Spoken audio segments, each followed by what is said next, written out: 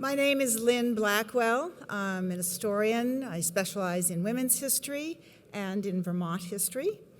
And I've been a friend of the council for many, many years, ever since Victor Swenson was first organizing the initial programs in Vermont. It's my pleasure this afternoon to introduce Professor Heather Cox Richardson. Professor Richardson teaches 19th century American history at both the undergraduate and graduate level at Boston College. Her early work focuses on the transformation of political ideology from the Civil War to the presidency of Theodore Roosevelt. She examines the issues of race, economics, westward expansion, and the construction of an American middle class. Her most recent book is To Make Men Free, A History of the Republican Party. There she highlights the fundamental tensions within American politics from the antebellum era to the present. She is currently working on an intellectual history of American politics and a graphic treatment of Reconstruction. Richardson is also a prolific blogger. She identifies herself on her blog called We're History as an historian, author, professor, and budding curmudgeon. Something about optimism there. And there's even more than that. You can hear her commentary on contemporary politics through her historical lens on the NPR podcast Freak Out and Carry On, which I've tried as wonderful. Today, Professor Richardson will explore the political and economic crises of the second half of the 19th and early 20th centuries that led Americans to reassess and to reclaim democracy. Join me now in welcoming Professor Heather Cox Richardson.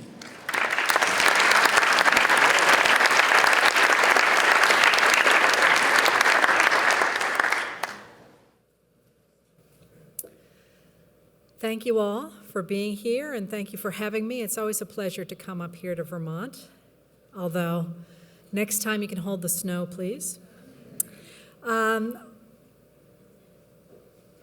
When you do a talk that covers this much of American history, you feel like you're kind of an eagle flying over everything and seeing the landscape and not really getting into the detail. So when I'm being irreverent, I call it a drive-by shooting. But hold questions that you have, and I can get into much more detail in all of this. But what I would like to set up today is the idea that America has internally within it a contradiction that we have played out in American history at this point 3 times. You could add a 4th before the Civil War, but that's slightly different because of the things that happened during the Civil War. So I'm going to set up the idea that we tend to swing between, on the one hand, an extreme protection of property, and on the other hand, the idea of equality of opportunity. And we do those things because they are in our founding documents. In the Declaration of Independence, written when the founders desperately needed to declare to other nations around the world why it was not treason for them to be declaring their independence from the colonial country that had established the colonies here, they wrote the Declaration of Independence, claiming that they held these truths to be self-evident. And those truths included the right of men to self-determination, to equality of opportunity, to life, liberty, and the pursuit of happiness, which was a wonderful idea and a good way to get people behind the idea of rebelling against some other country.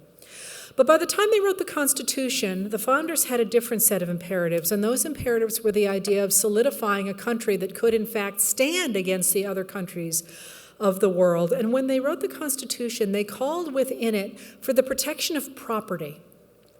Those two things were written at very different times, and they were both central to what America was going to become, but they are inherently, I would argue, contradictory. Or they can be inherently contradictory. Because if, in fact, you focus or the government focuses solely on protection of property, it's only a question of time until that protection of property overrides the concept of equality of opportunity. That is, if you let people who have increasing amounts of property and therefore increasing amounts of power continue to drive the government, increasingly they will monopolize resources and make it impossible for other people to have equality of opportunity. So you have these two things in tension in American history. Are you with me so far on that? Not too radical yet, right? But the problem with this contradiction is that in the early republic, people with property monopolized the governmental system, and they came to control that system in the name of the economy that drove their extraordinary wealth. And that economy, of course, was the economy of slavery. By the 1840s and the 1850s, and you could argue back even into the 1830s, slave owners were by far the richest Americans, and they ran the federal government, and they ran it in their own interests. And as they did that, they began to articulate the idea that they were really the people who knew how to run society. And this, by the way, was not entirely far-fetched in the 1850s. You could not go to Burpee's seed catalog and buy cotton seeds in the 1850s. You had to be a member of a family that had those seeds handed down. And you had to have some sort of an education to know how to manage your fields. And you had to have connections to have capital. And you had to know stuff and be connected so you could trade things with people. So the idea that the planters, the big planters, the people who had more than 25 or more than 50 enslaved people on their ledger books working for them, made them about 1% of the Southern population, less than that of the population at large. But they were by far the richest Americans, and they really believed and came to believe that God had favored them, that they were somehow better certainly than their slaves, but the other guys who weren't making it that well, and certainly better than their women folk, somehow they were really the makers in society. And if you could protect them so that they could continue to amass the wealth that was being produced by the people at the bottom, say the mudsills, to which I'm going to refer in a minute, what they would do is they would concentrate that capital, and by concentrating capital, they would be able to move society forward. They wouldn't fritter it away in food and clothing and shelter and drink and dancing. They would consolidate their capital, and they would enable society to move forward. They were really the people who were advancing society, and they really believed this in their heart of hearts. And if there was any chance that they didn't believe it, all they had to do was look at how rich they were and say, obviously, God loves this system. And so by the time of the 1850s, you have two ways of looking at the world. You have the ways of slave owners, like this man here, James Henry Hammond, who is the man who articulated the idea of the vast majority of society being made up of the mudsill that worked to support people like him, which is kind of interesting because he's a real loathsome fellow. In addition to raping his slaves, boys and girls both, he also raped his 4 nieces, who were the daughters of Wade Hampton II, and made them unmarriageable. And of course, he kept a diary about all this. But then he also blamed them for the fact they seduced him into ruining their lives. Anyway, he actually says at one point, I repudiate as ridiculously absurd that much lauded but nowhere accredited dogma of Mr. Jefferson that all men are born equal. And you see this in the cornerstone speech of Andrew Stevens that he gives, the Vice President of the Confederacy gives in 1861, when he says, the cornerstone of the Confederate States of America is slavery. Because we are the vanguard of the future, we know that the idea that all men are created equal is bunk. That's just stupid. The founders got that wrong. We're moving the world forward to this new, refined idea of how to move things forward. So you have on the one hand that idea that people really are not equal, and then you have on the other hand the idea reiterated by President Lincoln in 1863 after the Battle of Gettysburg, and he gives the Gettysburg Address, in which he says, 77 years ago, our fathers brought forth on this continent a new nation conceived in liberty and dedicated to the proposition that all men are created equal. And here you have the reference again to the Declaration of Independence. 77 years ago goes back not to the signing of the Constitution, but rather to the signing of the Declaration of Independence, while people like James Henry Hammond are resting on the Constitution, the protection of property. The government can do nothing but protect property, including the enslaved property and the system of the economy that system of enslavement leads to, which is, of course, the enrichment of people like him. Lincoln says, no, that's not what America's about. So if you start here today with those two ideas in juxtaposition, how does this play out, and why does it matter to us today? No one will know unless I put on my other glasses. All right. The way it plays out is these two ideas manage to stay into some sort of equilibrium after the passage of the Missouri Compromise in 1820. The Missouri Compromise, which is almost the most important law ever passed in America because it gave us the state of Maine. But I got to work Maine in whenever I can, because you know how few of us Mainers there are in public life? Anyway, the Missouri Compromise establishes a line between slavery and freedom that runs below the state of Missouri here and below what is going to be known as the public land strip in Oklahoma. That strip is there in Oklahoma because that's the public land strip as opposed to Indian territory, and that's why, Nicole Kidman's husband, Tom Cruise, and Nicole Kidman are running across that strip in that movie. That's where they're running. And that's why Oklahoma is shaped in such a funny way. Anyway, the Missouri Compromise cuts the country in half, but only across the land that was purchased by America in 1803 under the Louisiana Purchase, which is this right here. It does not include all this Western stuff. And it's an important line because what it does is it establishes that slavery is going to be down here, and in 1820, Southerners are willing to put up with this because they fully expect to take all of Latin and South America. That's going to change in 1848.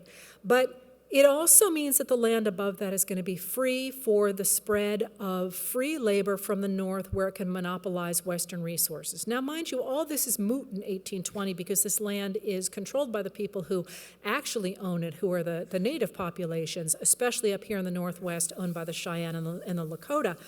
But it's the idea that you have reached an equilibrium between this system of slave economy promoted by people like James Henry Hammond and a free labor economy promoted by people like Abraham Lincoln.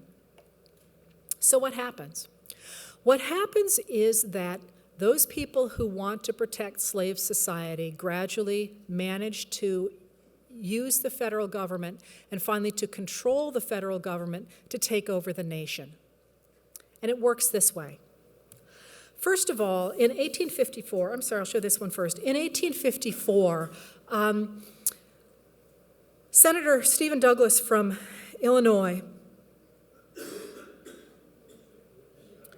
which is listed here as Maine, and I have to say, I actually didn't make this map, but I wish I had. That's actually the state of Illinois, not the state of Maine, although I guess we could claim it. Stephen Douglas wants desperately to be part of the process of building a transcontinental railroad out to California, where there are great riches. And it's very clear by 1853 that there is going to need to be a transcontinental railroad because the trip out to the west, out to the California mines, is literally killing people. Great stories there, by the way. But so it's clear there's going to be a transcontinental railroad, but the question is where. It makes most sense to drive it through the south because it would then connect to New Orleans, and most especially because these territories are already organized, and it's not legal to build a company across a territory that has not been legally incorporated. And of course, the Lakota are not in the process of legally incorporating. So what happens in 1854 is that Stephen Douglas decides that he wants this railroad to go north, and therefore he's going to have to organize this territory here officially under the U.S. government. The problem is that should be, according to the Missouri Compromise, that should all be free land, and the Southerners in the Senate say, ain't happening. We are not going to let you put another free state on the board and lose control of the Senate unless you also put a slave state at the same time. So in 1854, Stephen Douglas comes up with what is really my favorite act in American history, and that is the Kansas-Nebraska Act. And with the Kansas-Nebraska Act, he splits the remainder of the land that is available to the north under the Missouri Compromise, the last of the land of the Louisiana Purchase, in two, fully expecting that Kansas Territory is going to become a slave state and that Nebraska territory, this giant territory, is going to become a free state, and that nobody's really going to care because they really want that railroad. But the reason this is important is because Northerners look at this and they say, wait a minute. Southerners got everything they could under the Missouri Compromise, and the minute it was the North's turn, they changed the rules. All of a sudden, people who had not previously cared about slavery one way or another started to say, wait a minute, this protection of property is coming for me. It's infringing on my rights. And this would be white Northern men who don't care at all necessarily about the lives of African Americans and enslaved peoples across the South and in the West, but rather they care about their own access to equality of opportunity. One of the people, of course, who suddenly gets involved in politics again after the passage of the Kansas-Nebraska Act is Abraham Lincoln. And these are the grounds on which he does it. So people are very upset about the Kansas-Nebraska Act, and that itself is a great story, but it doesn't stop there. Increasingly, Southerners insist that they have the right to shut down discussion of slavery and to shut down the opponents who don't want them to move into Kansas. And this quite dramatically results in one of our famous confrontations on the floor of Congress when Preston Brooks of South Carolina beats Charles Sumner almost to death on the floor of the Senate. Now, Charles Sumner is really annoying. I mean, most of us in this room would probably think that a little violence might go a long way with Charles Sumner. He's one of those guys, who's always like, he gives these set speeches and he fills them full of Greek and Latin, even though he's the only one who understands that. And he's really pompous and he's really annoying. And every time he starts to speak, everyone ducks for the exits, and he goes on forever. And he really never accomplishes much legislatively, but everybody knows who he is. I can think of some other congressmen that spring to mind when I say that. But he's on the floor of the Senate speaking for Massachusetts, and a Southerner tries to shut him up by beating him almost to death, and get this, while other Southern senators stand back and watch. Put your heads there. All of a sudden, no longer are you able to keep Southern slave owners from taking your land out west. Now you can't even be represented in Congress. Well, it looks like it might be getting better, right? Because even the Democrats who are representing the Southern slaveholders recognize that they've gone too far and they really need to calm things down. So they nominate for president in 1856 a guy who's been out of the country, and nobody really knows what he stands for, and he should be fine, right? He had been minister to the Great Britain, and so you sort of assume that he has been outside of the country for all this, he's going to be fine. And this is James Buchanan. And when James Buchanan takes office in May of 1861, he gives this really sunny inaugural address, and he says, you guys have all been upset about slavery, but don't worry, because a solution is at hand. The Supreme Court has been working on this, and I, like all good Americans, will abide by their solution. And less than a week later, the Supreme Court hands down the Dred Scott decision. And the Dred Scott decision is is a crucially important decision in American history for many reasons. But for my purposes today, it's really important because in it, the Supreme Court says that Congress has no right to legislate in the territories. What that means is that the Missouri Compromise is unconstitutional, but also that you cannot keep slavery out of the new Western territories because people have the right to carry their property. Americans have the right to carry their property anywhere they want. So they can carry their property all over Nebraska, all over the new territories that have come into the Union after the 1848 Treaty of Guadalupe Hidalgo. So that's all going to be slave territory because the minute that you take even a single enslaved person into those regions, the Constitution says they have to be protected because they are property. So the Dred Scott decision is the Supreme Court saying, yeah, basically, James Henry Hammond is right. This country is going to be a slave country. 1858, Abraham Lincoln mixes it up with Stephen Douglas. And Stephen Douglas is still trying desperately to hold on to the idea that we don't have to talk about slavery. It's not really an issue. That people can handle the issue of slavery on the ground. People out there in the West can decide whatever they want. It doesn't matter to Stephen Douglas one way or the other. He says, he's a vicious racist himself. The LincolnDouglas Debates are one of 3 books I've thrown across the room. But Abraham Lincoln follows him around, and then he finally gets on the docket with him to have the 1858 LincolnDouglas Debates, and he says, wait a minute there, Senator Douglas. How do you square the idea that individuals can keep slavery out of the West if the Supreme Court has just said Congress can't do anything? How does that work? And Douglas dances away from it again and again, and finally he answers him in Freeport, Illinois, or Freeport, Maine, as the case may be. Freeport, Illinois, in which he says, listen, all they have to do to keep slavery out of the territories that they live in, if they don't want it, is they won't pass local legislation that protects slavery, a slave code, they won't have slave patrols. It won't be possible, as in you can nullify a Supreme Court decision simply by refusing to enforce it. And with that, Lincoln has him, because Lincoln says, oh yeah? Bet you it's only a question of time till the Southern slaveholders want a federal slave code in the territories. And they fall right into it. That's exactly what the slaveholders want. They want the federal government to use its extraordinary power to protect property. So the next time somebody says they're all about states' rights, mention the fact they want a federal slave code in the territories, which is an extraordinary assumption of federal power, and of course doesn't come to pass. But what happens then, of course, is that it's clear to slave owners that they do not have a majority of the country behind them.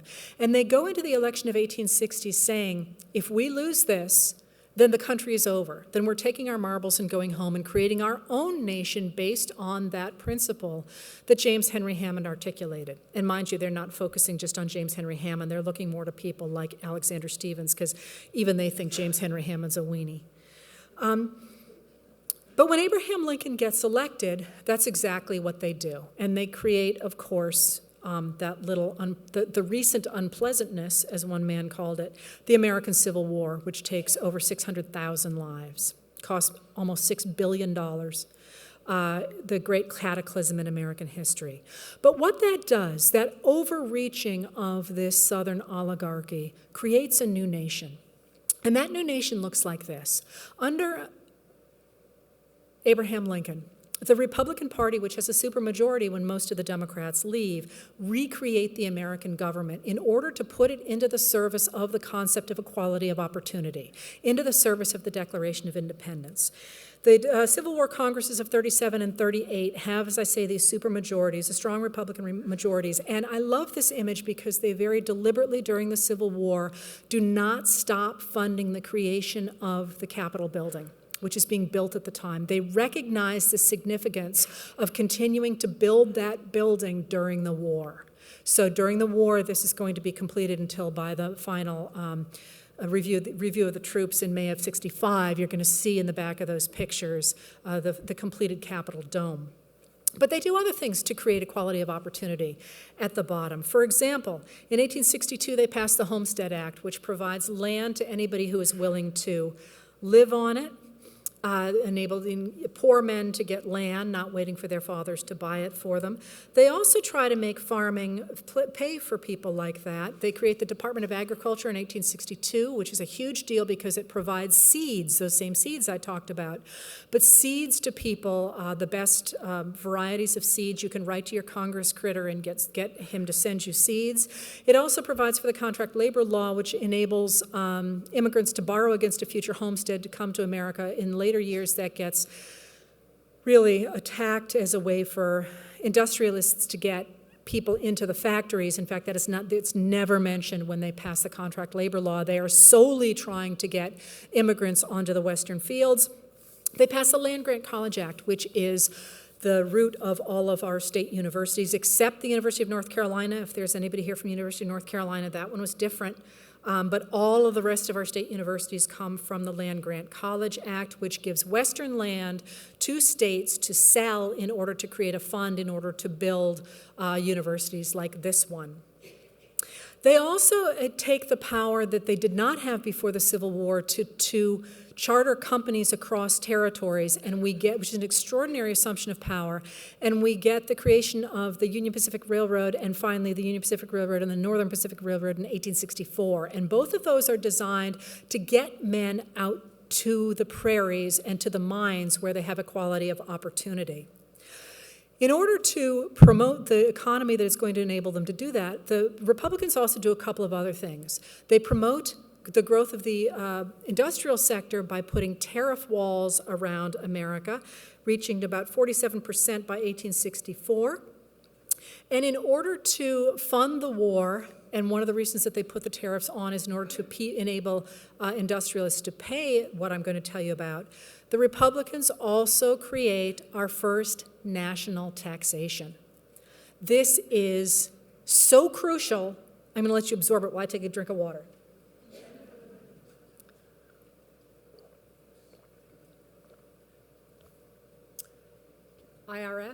The IRS, Republican. The income tax, Republican. The progressive income tax, Republican. I say that now simply because every time Orrin Hatch gets on my TV and says the Democrats invented the income tax, I yell at him, and he has never once changed what he said. So maybe one of you knows him and you can say, stop it, because she's going to have a coronary. What this does is it sets up a government that is designed to promote equality of opportunity, and it links it to a new system of government that actively taxes every one of its citizens with what are essentially sales taxes. Manufacturing taxes are not sales taxes, but they do get passed on to the consumers. So for my purposes today, let me get away with calling them sales taxes. They are not that, but that's what it looks like if you're on the street. And income taxes. So you have an activist government designed to promote equality of opportunity that costs tax dollars. Mind you, these taxes are enormously popular in the United States during the Civil War, enormously popular. There's no real pushback against them at all. There's pushbacks against individual ones. No one likes a whiskey tax, but they're very, very popular taxes. So we should be done here, right? But we're not. Because immediately after the war, Andrew Johnson courts Democrats, especially courts the Democrats like the James Henry Hammonds of the world. James Henry Hammond's dead, so it's not going to be him. But people like him. Somebody actually once complained that I dropped James Henry Hammond during the war and I never talked about him after the war. It's because he's dead. But what Andrew Johnson does is he brings these two things together, and he argues after the Civil War, when the Republican Party tries to expand this equality of opportunity to include men of color, formerly enslaved African Americans, when they try to include them in this free labor system that should give them equality of opportunity, by expanding the Freedmen's Bureau to give more control to the Freedmen's Bureau officers who are protecting African American rights in the South. When that happens in the summer of 1865 and then again in the spring of 1866, Andrew Johnson says no. The Freedmen's Bureau is not really about promoting equality of opportunity. What the Freedmen's Bureau is doing is it is expanding the government to redistribute wealth from white people to black people, from hardworking taxpayers to lazy African Americans.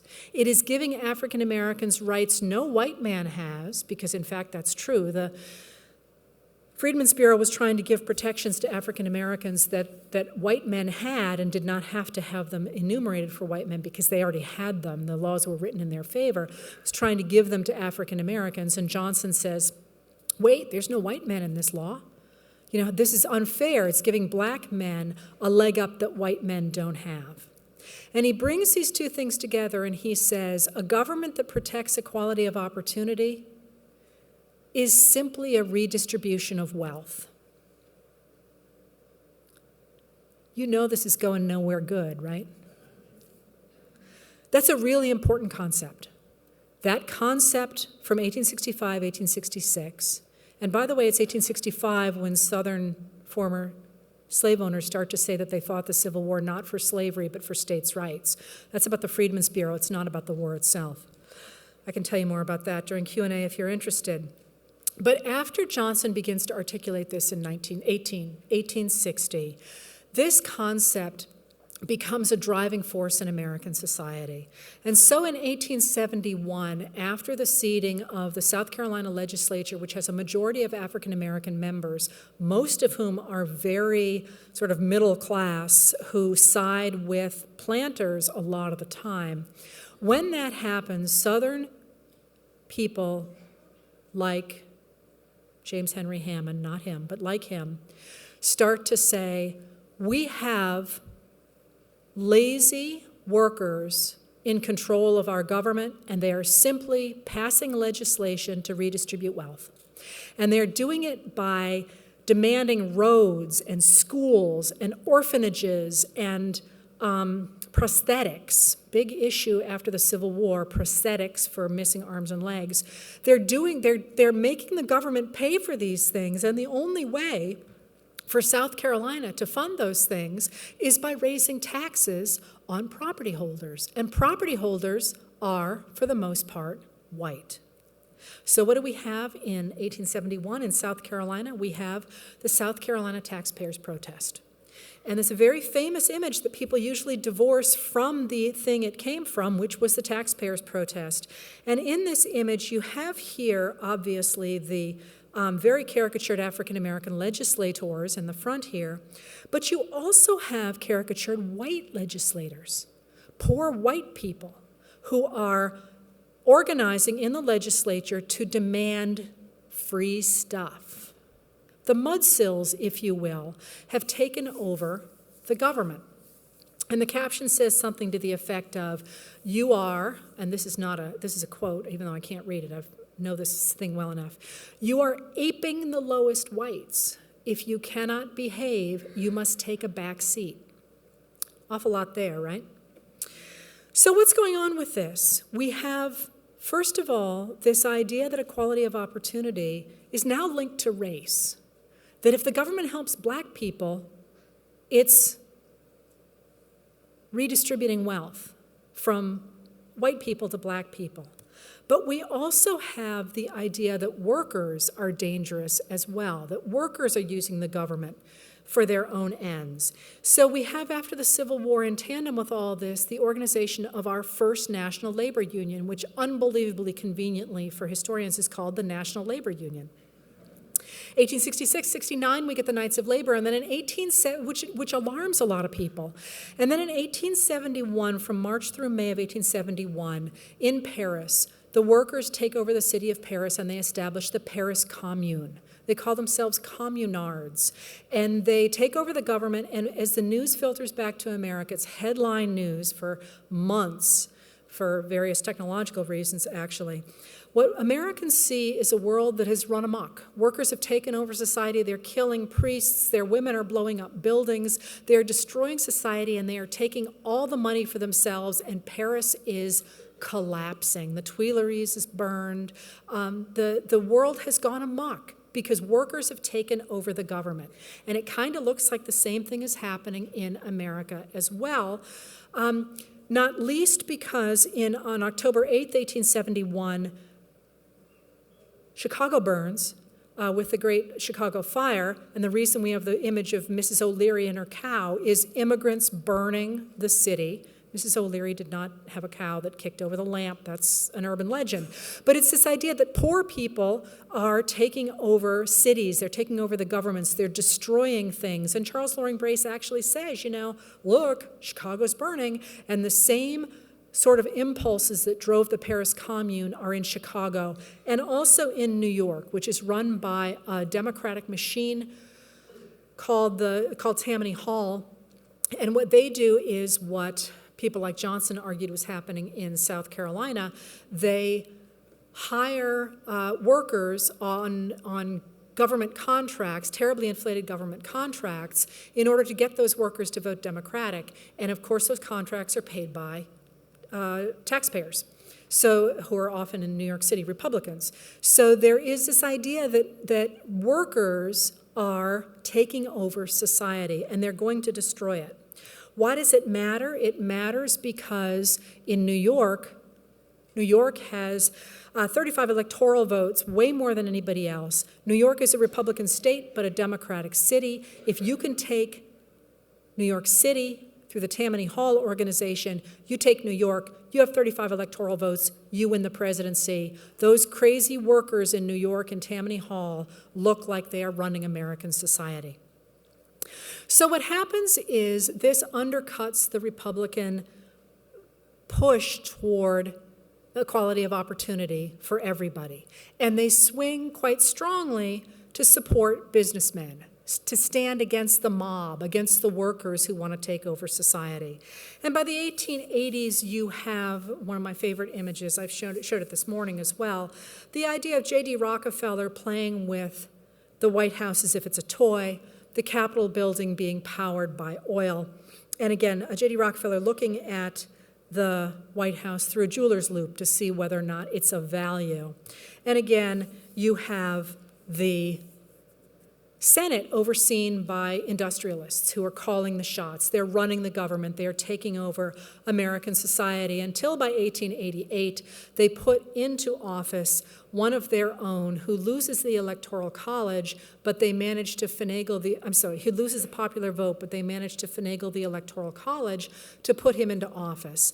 And then in order to keep him in office, they give us 6 new American states. North Dakota, South Dakota, Washington, Montana, Idaho, and Wyoming all come into the Union from 1889 to 1890 to guarantee that industrialists will stay in charge of American society. So by 1892, equality of opportunity looks like this. There's one worker standing against Andrew Carnegie's steel plant at Homestead, which is, of course, going to be the site of the riot and the strike within a few months of this picture. So equality of opportunity has become the ability not to be a slave. Not probably, or not certainly, what Abraham Lincoln had in mind.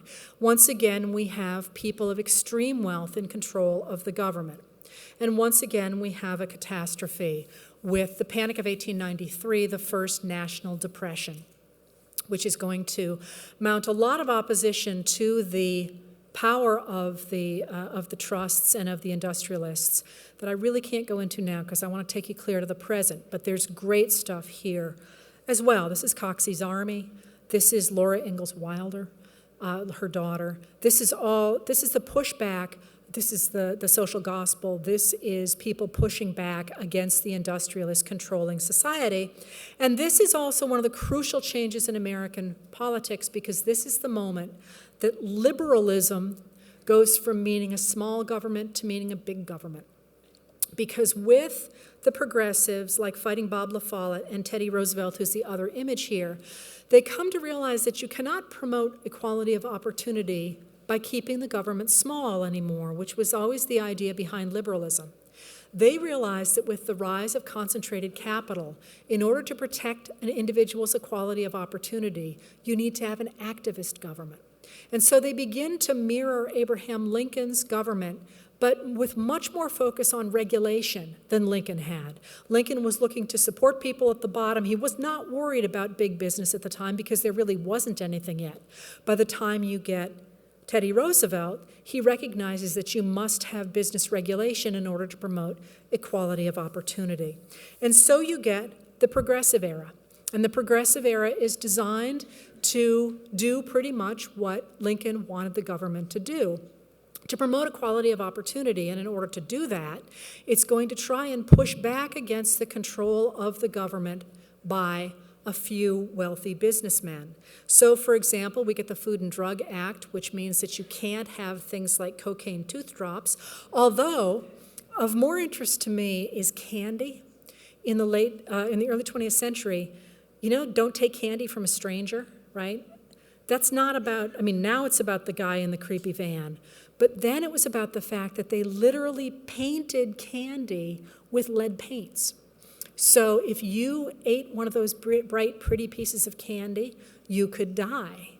So one of the things that the Food and Drug Act is supposed to do is to make sure your food is not adulterated. You're not supposed to have tuberculosis in your milk, for example.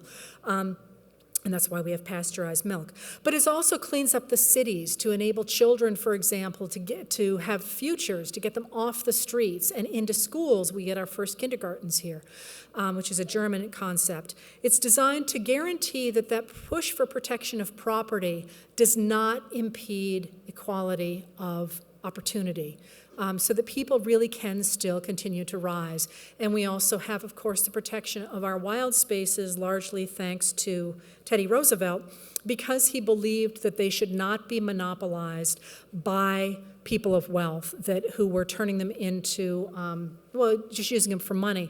And I put Yosemite up here because Yosemite was a state park that becomes a national park because the state governments basically handed it over to sheep farmers who were destroying it. So Teddy Roosevelt steps in and says, Claire, we can't trust the states to do this, the feds have to do it. So you get this idea of a big government to protect equality of opportunity. But once again, especially after the rise of communism in 1917 in Russia, the Bolshevik Revolution, you get the idea that giving rights to people, to workers especially, to promoting equality of opportunity is communism. That's a word that came out of the Paris Commune in America. Socialism and communism become very popular words after 1871 in America. But now we have international communism, and the idea is that it is creeping up on America. The idea of a government that actively tries to restrain protection of property must, in fact, be promoting communism, must be destroying America and destroying American individualism within. And we have, of course, a number of bombings, including on the Attorney General's front doorstep.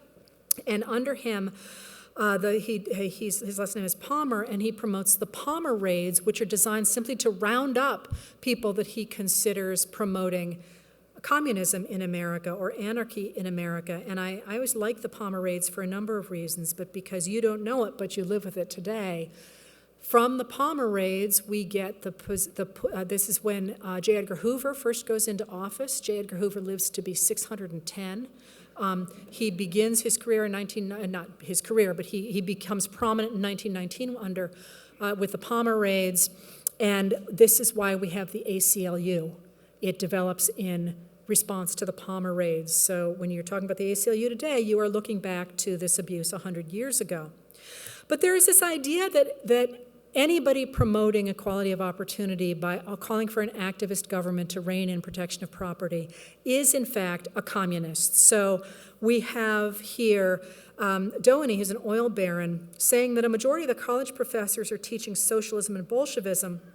Thompson is doing it. He might convert a guy who works for J.P. Morgan. They're both Bolshevists, and so is Charles Crane. And Charles Crane later went on to support the fascist Adolf Hitler. So the bar here for supporting communism is real low.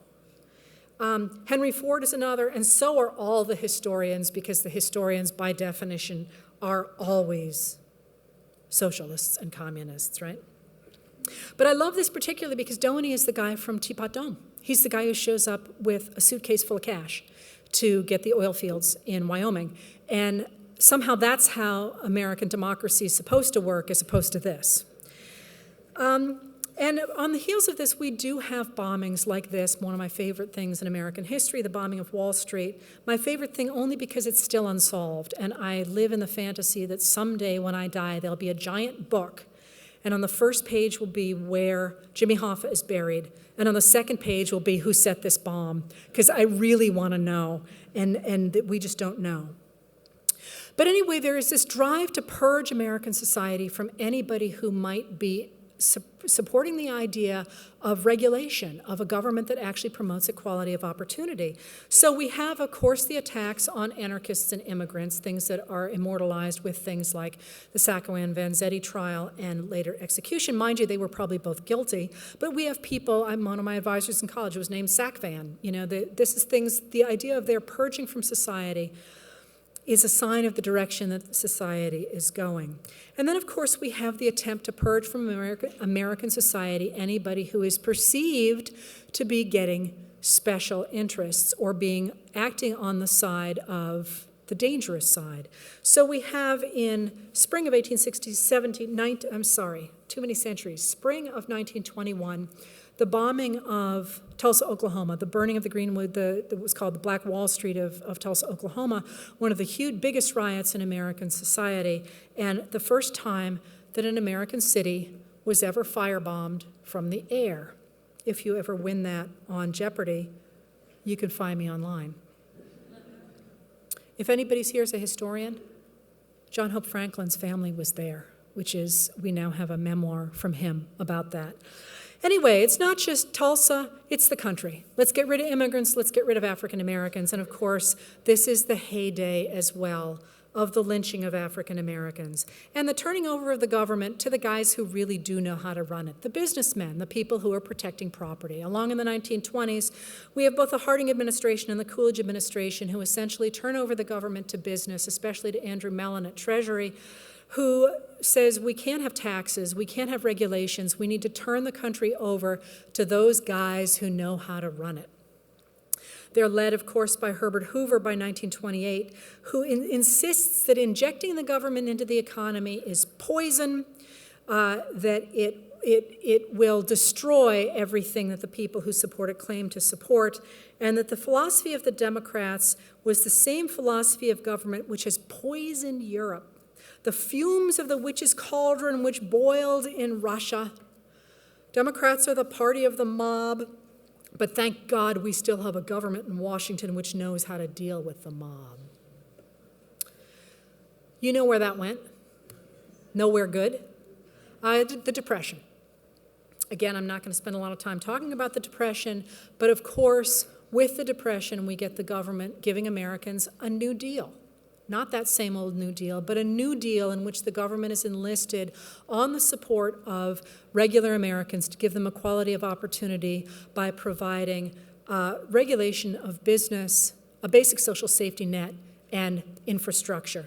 And we have that under Democrat Franklin Delano Roosevelt, who puts in place a whole series of new policies, but creates what we now know as the liberal state, or the New Deal state, or the liberal consensus. This is a government that responds to the need of individuals for equality of opportunity and for basic social protections. With that, though, there is something inherently new with FDR's New Deal, and that is the concept, and this is wide in American society in the 1940s and the 1950s. This is a cartoon from 1946. It's actually a poster from 1946, in which it says, people really are created equal. Remember, boys and girls, your school, like our country, is made up of Americans of many different races, religions, and national origins. So if anybody talks against a schoolmate or anyone else because of his religion, race, or national origin, don't wait. Tell him that kind of talk is un-American. Democrats and Republicans both buy into this liberal consensus. One of our great liberals, of course, is Dwight Dwight Eisenhower. Dwight Eisenhower has the honor of having put in place our largest public works program in American history, and that is, of course, the interstate road system, which completely changed American society. And he was adamant that the government must be used to promote a rising standard of living, not only at home, but also abroad. And this quotation from him, I first heard in the 1960s and assumed it was George McGovern. But in fact, it was President Eisenhower. Every gun that is made, every warship launched, every rocket fired signifies in the final sense a theft from those who hunger and are not fed, from those who are cold and are not clothed. This world in arms is not spending money alone. And he gave that speech to a meeting of the press, not the TV show, but a meeting of press reporters shortly after Stalin's death, believing that he could reset the American state. But there were a significant number of businessmen who did not like the New Deal state and the liberal consensus. And they were furious that they couldn't seem to get traction, that what they wanted to do was go back to the days of Hoover, the businessmen who really knew how to run things. And they had a direct line to him because they were led by his son, Robert Taft, William Howard Taft's son. Robert Taft is a senator from Ohio, the de facto head of the Republican Party because he runs the finances, but he's also one of the leaders in the Senate. He had worked for Hoover, and he wanted to destroy the New Deal state. And he was furious, and his people were furious when in 1952 the nomination for president went to Eisenhower, a liberal rather than him who was determined to destroy the New Deal state. And he really tapped as his successor, or his person in the Senate, Barry Goldwater of Arizona, who breaks very early on with Eisenhower and calls Eisenhower a socialist, says he's gone down the path of socialism. And of course, that theme is picked up here by the man at the bottom, Joseph McCarthy, a senator from Wisconsin, Senator Joe. They both argue that this liberal state is communistic, that communism is in the government. And somebody said to me recently, well, you don't give enough credit to the fact there were communists in America. There certainly were communists in America, but they were never in as great numbers as even the John Birch Society. So before I want to hear anybody telling me about how bad communism is, you got to take on the John Birch Society first. And while we're on the John Birch Society, this guy right here at the top is the guy who manages to popularize this idea that the New Deal state has to be destroyed, and that's William F. Buckley Jr., who's a very young man in 1951, and he writes a book called God and Man at Yale, The Superstition of Academic Freedom. And what he says is that the concept of the Enlightenment, that you should argue about ideas and people will come up with the right conclusion, is wrong because people keep choosing the New Deal state. So, no, I'm not making that up. He actually says this in this book. And so obviously, the problem must not be our ideas. The problem is the Enlightenment. That's academic freedom is a superstition, just as bad as any of the religious traditions that people used to talk about. You have to start from the premise that the government should not interfere with property and the government should promote religion. Those are inviolable. The rest we can argue about, but those are inviolable. And the fact that people aren't figuring this out just proves that you can't keep trying to reason with them. You have to give them a very simple story that has a black and a white. And he follows this up in 1954 with a book called McCarthy and His Enemies. He writes it with L. Brent Bazell, his brother-in-law. And in that book, they say, listen, we're at war. There's the capital L liberals, and that's capitalized to look like the Chinese communists, capital C Communist Party. And that's everybody who believes in the New Deal state, Republicans, Democrats, anybody. And then there's capital C conservatives, and that's us. We want to get rid of the New Deal state, and we're at war, and we're radicals. There's this whole idea that the liberal state is good, but we over here know it's bad, and we're going to change American society to get rid of it. And this book comes out, and even people who are trying to be sympathetic are like, dude, you're nuts. It isn't going nowhere. But there is this fear that they keep pushing that communism is coming to America through this liberal New Deal state. Still, it's not going anywhere. Okay, I'll be honest, I just like the cover, so I fit it in here. The fall of China is a big deal. But then in 1954, same year as the Army-McCarthy hearings, the Supreme Court decides Brown v. Board of Education, which says that the government must promote desegregation. And that right there is that hook that goes all the way back to Reconstruction. And that's exactly how William F. Buckley Jr. and L. Brent Brazil use it. Buckley starts National Review in 1955, and the first thing he hammers on is the idea that your tax dollars are being used to help African Americans. 1957, Eisenhower sends the troops to Little Rock, and that's it.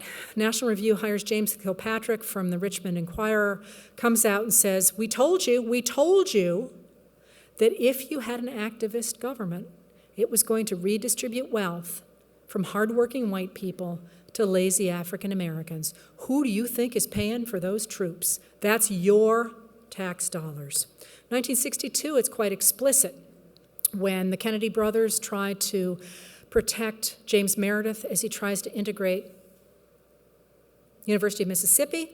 This bumper sticker, popular bumper sticker, the Castro brothers, referring to the communist leaders of Cuba, have entered the White House. This is, of course, the language on which Richard Nixon bases a Southern strategy when he recognizes in 1964 that Barry Goldwater, who runs on a platform calling essentially for the return of the government before the Brown v. Board decision, which of course is enormously unpopular among liberals, that Barry Goldwater picks up his home state of Arizona and 5 deep southern states. Richard Nixon realizes this. He's got his own political problems, and he agrees to stop messing around with race. And this is recognized in 1970. Everybody thinks Stone Mountain is from Reconstruction. It is not. It is dedicated in May of 1970 by Spiro Agnew. Nixon was supposed to be there, but it was the week of Kent State, so he couldn't be there. Stone Mountain, of course, is a dedication, a Confederate memorial on Stone Mountain in Georgia. By 1970, we have this idea that people of color are trying to take stuff from good, hardworking white Americans. This is an image from a private collection from North Carolina in 1970. It says, "This is Klan country, love it or leave it. Help stop integration and communism." But it's not just African Americans who want stuff for nothing by 1970. It's also women. Women are out there demanding government protections, the ERA, equal pay. They want things like federal daycare. They, too, become wrapped up in this concept that the liberal state is going to redistribute wealth from hardworking white men to minorities. And not Abraham Lincoln. There's a problem sometimes to lecturing without notes. Ronald Reagan picks this up quite effectively in 1976 when he pioneers his vision of the welfare queen. The welfare queen is never explicitly called black. She is from the south side of Chicago. There's a history to the welfare queen. But she is deliberately posited as a black woman who is milking the system, living a large life based on other people's tax dollars. And he rides that, of course, into the White House. Nobody pushes this harder than the media on the right that is trying to destroy the New Deal state, especially during the 1990s when Democratic President Bill Clinton proves that the liberal state remains very popular and it can be run in the black. This is a huge problem for the movement conservatives, as they call themselves. In 1994, Newt Gingrich becomes Speaker and purges the Republican Party of anyone he calls a rhino, a Republican in name only. That is anybody who believes in the liberal state or the New Deal state. That is an Eisenhower Republican. So by the time you get the election of Barack Obama, you get the idea that a black man, by definition, is a socialist. Because anybody who wants to use the government to promote equality of opportunity, especially a man of color, is by definition going to take all your money. Taxed enough already? Yes, we can take all your money. What this did, of course, was it consolidated wealth at the top of society, dramatically. Wealth has moved upward since 1981. We've gone from what was known as the Great Compression from the 1933 to 1981, in which Americans tended to come closer and closer in terms of income and wealth, to the great divergence after 1981, where people at the top have gotten more and more and more money until we get to the present. And the lead up to this last election, where President Trump had language that I found fascinating because it was so much like the language of the 1920s and the 1890s and the 1850s, when he said, "You don't hand matches to an arsonist. You don't give power to an angry left-wing mob. Democrats have become too extreme and too dangerous to govern.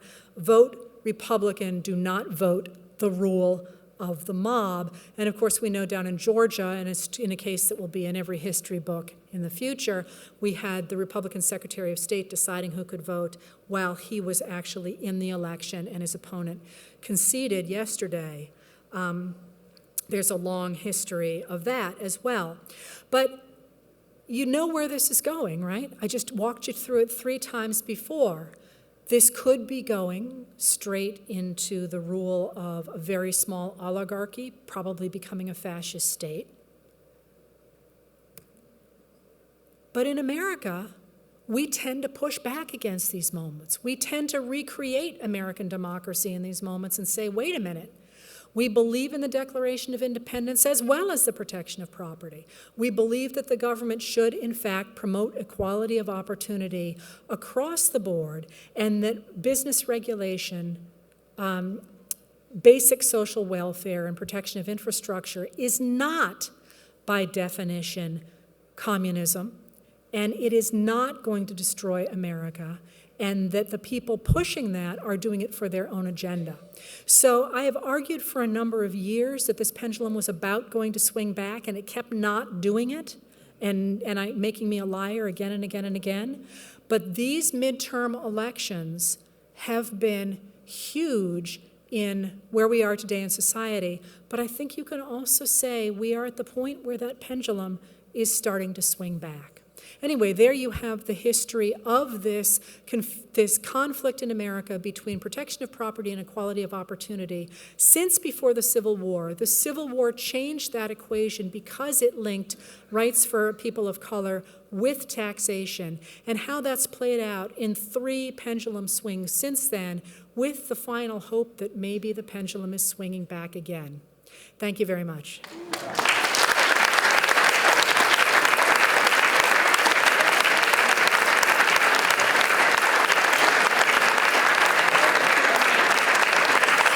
Thank you so much, Professor Richardson. In the beginning of your talk, you chose to highlight slaveholding Virginia or Southern farmers as the epitome of where all the money was.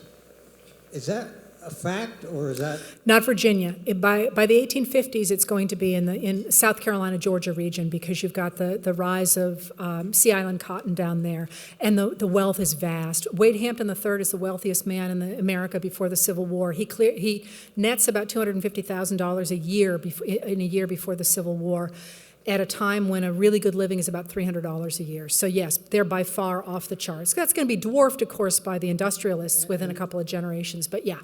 That meant that the Virginia farmers or the Southern farmers were equal to the North's industrial and developments, or bigger than?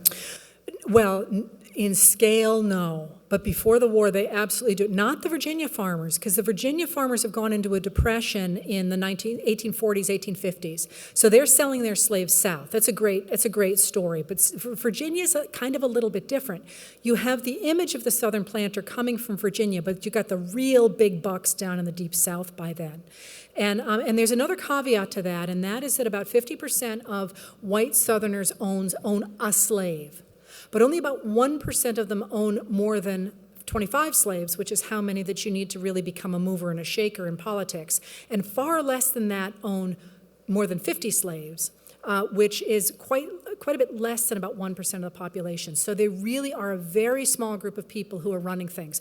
But they're not the Virginians. The Virginians are the ones who show up in things like John Pendleton Kennedy's Swallow Barn, that great novel that sets up who is, this whole paternalistic idea.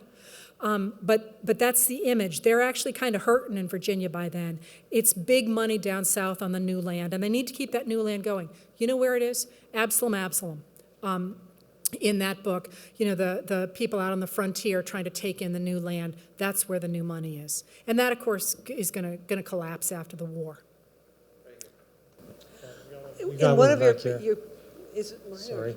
Okay. In one of your slides, I think in the 1920s, you were talking about being afraid of communism or socialism, but the poster being carried on the left was talking about anarchy.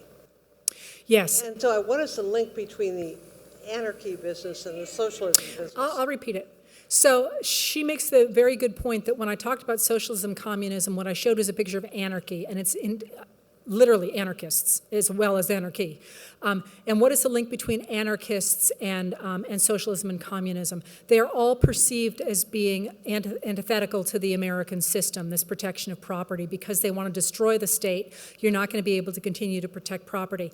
And there's a really good point in that as well, that anarchists literally are bombing things. So when I'm saying this is all ridiculous and they shouldn't be thinking about it, well, that's really not entirely fair, because they are bombing things. And the belief is that the actual bombing in Wall Street were anarchists.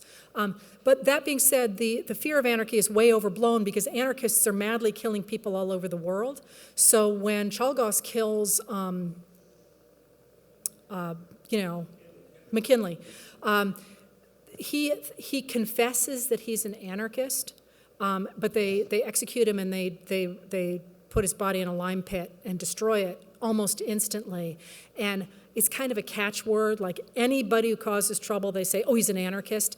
I don't think Chalgos was an anarchist. I think he was just a down-and-out guy who was upset about McKinley consolidating so much power. So I think anarchists were doing stuff, but it's not necessarily a mistake to roll them into that whole group of people who are against the concept of this extreme state.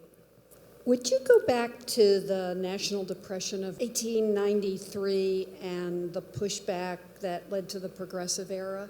We don't have a lot of time, but you kind of skipped over that, and I'd just like to learn more. Well, I skipped over that because it's a very tricky depression, and I threatened at one point to write a book about it. The Panic of 1893 is a psychological depression. The Republicans actually create it. Because it's the first time in American history since the Civil War that Democrats have taken the House, the Senate, and the White House, and it's clear they're going to reform the tariff. And there's a lag, of course, between the election and the time that Cleveland takes office again. And in that lag time, that 4 months, the Republicans flood the newspapers saying, this is it. The Democrats are going to destroy society. They don't know how to manage the economy. This is where it gets rooted in the American psyche that Democrats can't manage an economy. It comes from a little bit earlier, but in the 1868 election, but it really takes root here. They're going to ruin everything, take your money out of the stock market, hide it in the mattress. Everybody in Europe should take their money home. And this happens. Money starts pouring out of the Treasury, both because of that and because the Republicans have also passed the Dependent Pension Act, which also cleans out the Treasury. So money is pouring out of the Treasury. And businessmen run to the White House and they say, do something, sell bonds, do something. You're destroying the stock market. And Harrison's like, I'm good. And the Secretary of the Treasury literally gives a speech to an interview to a newspaper in which he says, my job is to keep this country afloat until March 3rd, 1891. After that, it's not my problem anymore. And the idea, obviously, is to destroy the economy for the Democrats, and they don't make it. The economy crashes 10 days before the Democrats take office. But that's not the way it gets reported. The Democrats get blamed for it. And of course, Cleveland, by the time he takes office, is screwed because he's running a platform that he's going to get rid of the tariff or lower the tariff. But everybody who supported him still wants that, but he's desperately trying to calm Wall Street, so he pisses off both of them. And that's why he gets such a bad rap in the textbooks. And he shouldn't, because he's really handed the worst possible deal. In fact, on more than one occasion, I have compared Cleveland to a much more recent president. So anyway, yes. So it's a little bit different, but that depression, even though it's psychological, it is not a result of the money changes. I could walk you through the economy of this, but it creates the popular impression that it's because people got too rich. So you get Coxey's army marching on Washington, you got Cleveland taking over the Western rail lines, you've got you've got this major pushback. You've got most of the West moving.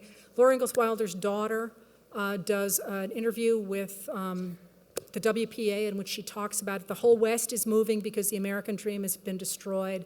And so there's this pushback in that period that makes it look very much like the others, although the others have economic impulses behind them. I was wondering about the role of religion in America and how the Judeo-Christian tradition contributed to the inequality, the continuing inequality in American society. The idea that equalizing things was interfering with God's will, and that the stuff that you still hear in the South. Thank you. So that's a really great question, and obviously I can't do all of religion in a couple of minutes, but a couple of things. So you do get immediately after, most people don't know this, during Reconstruction you actually get a real push for an amendment to the Constitution to make America a Christian nation. And there's huge pushback against that, and Congress critters actually stand up and say, no, this is not what this country is about. And after that sort of extremism at the time, which plays into a lot of other things, the temperance movement, for example, in the same period, you get the concept of the social gospel. Largely pushed by women, the idea that Christianity really means that we're all in this together, as opposed to the rich guys get everything. But you can see this on both, you can definitely see people on both sides trying to enlist Christianity on their side. In the end, in the 19th century, Christianity tends to be, by the late 19th century, a weapon against the plutocrats rather than for them, which is interesting because people like John D. Rockefeller, of course, are profoundly religious. But we have, for example, the very famous book, If Christ Went to Congress, or If Christ Went to somewhere else, Congress and somewhere else, which are great reading. They are so salacious, because, well, never mind. If you can get your hands on it, read If Christ Went to Congress. And the guy that he talks about in that who keeps the sex dungeon, that's supposed to be John Sherman of Ohio. He doesn't really, or beat his wife. But anyway, so usually that's the case. But the 20th century, of course, is very different. 20th century, you've got religion being enlisted on the side of the Klan. You've got, it's the same story as always. And in the present, you've got William F. Buckley Jr. and L. Brent Buzzell, of course, are fervent Catholics, and they're determined to use the government in promotion of their version of religion as well. And then Ronald Reagan, of course, brings in religion in 1986, when he deliberately brings the moral majority into the White House in order to get the votes that he can't get otherwise, because this program is not popular at all, and he's determined to promote and protect his 1986 tax cuts. So I think Christianity can be on both sides of this. I think we're very interested in it right now because of the moment we've been in when it's been enlisted to promote movement conservatism. But even that you can see breaking nowadays. If you look at the numbers, young people are falling away from evangelical religion in a huge way, and that narrative is dramatically changing. And if you're interested in this, I cannot point you to a better scholar than to John Fea, who writes on, he's an evangelical who writes on evangelicals in American history, and he's just terrific. F-E-A, John Fea. I think he just wrote a book called Believe Me, Evangelicals and Donald Trump. Good enough. Thank you very much.